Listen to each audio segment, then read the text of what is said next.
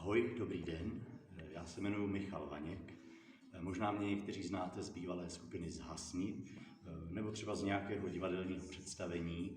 A je taky docela možné, že jsme se ještě vůbec nikdy neviděli. Já v příštím roce oslavím 50. Pro někoho velký věk, pro někoho malý. Já jsem dlouho přemýšlel, jak se s touhle číslovkou mám vyrovnat. Mohl bych třeba v parku krmit holuby a nebo jiné opeřence. Uj.